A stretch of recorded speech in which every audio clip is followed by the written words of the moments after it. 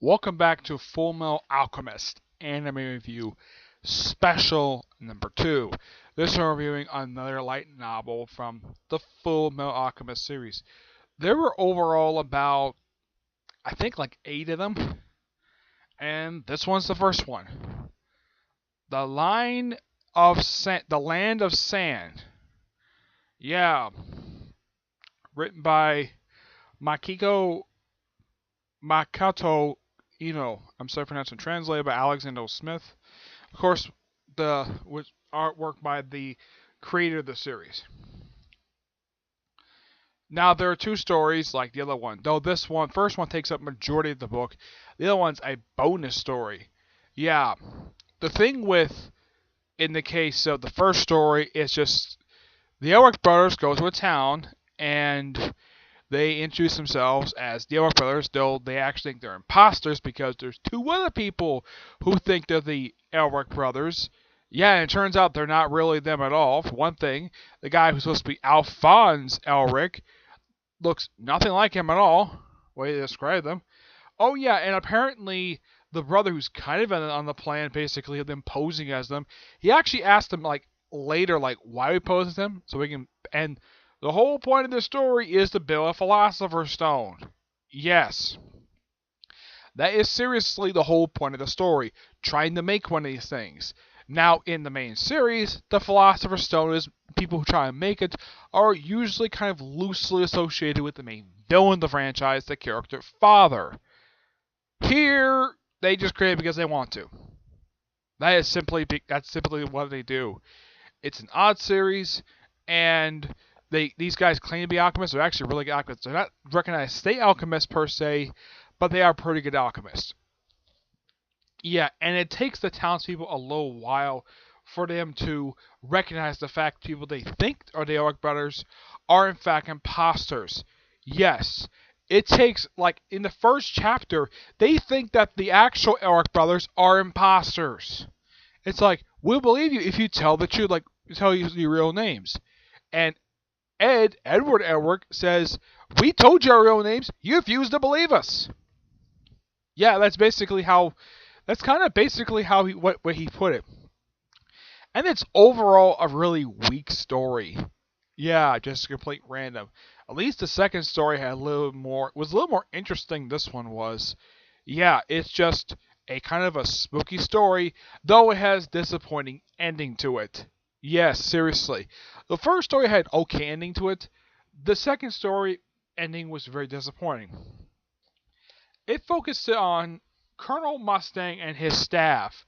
Yeah, just like Under the Fairway Sky, the second story is about Colonel Mustang and his staff. Though he, unlike in the other story where he plays a major part, he's one of the main characters of the story, this one he feels like a minor character in a story that features him and his staff. This one focuses on a couple people. I think it's like Gene Havoc. Oh, and Maria Ross. She's not in the story at all because this is during the period of time when publicly Maria Ross was killed by Colonel Mustang.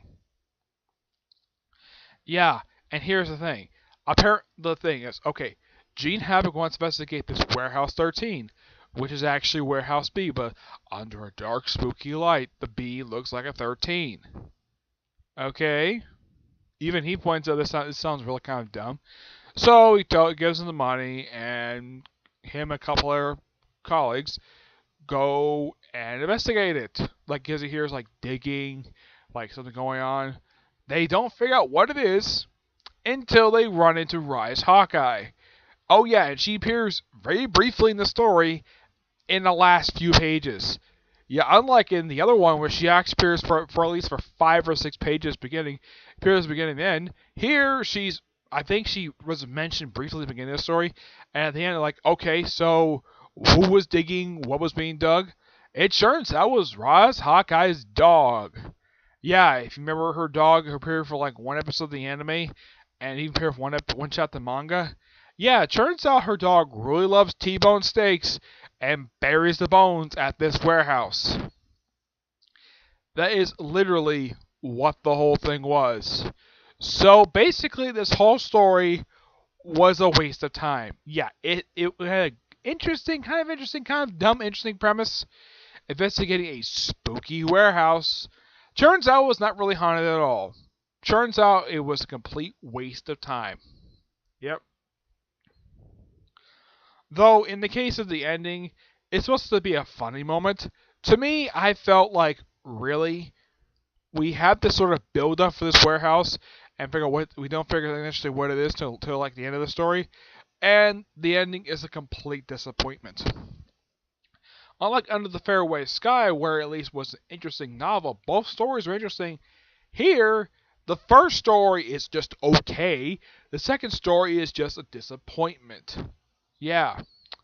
Unlike the other one, I gave a good rating. This one I'm going to give a 8.5 out of 10. Yeah, it's just okay.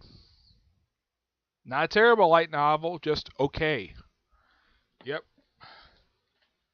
Alright, so that's it for this episode of the Fullmetal Alchemist Special Review. I don't know when I'm going to resume reviews for this series yet, because I'm going to be soon starting up reviews for I'm going to do today, I'm going to do like 3 comic corners right now. Mentioning also I'm going to do a review for Tokyo Re and start up my review of 7 Deadly Sins, okay? But until I see you in the next video, bye.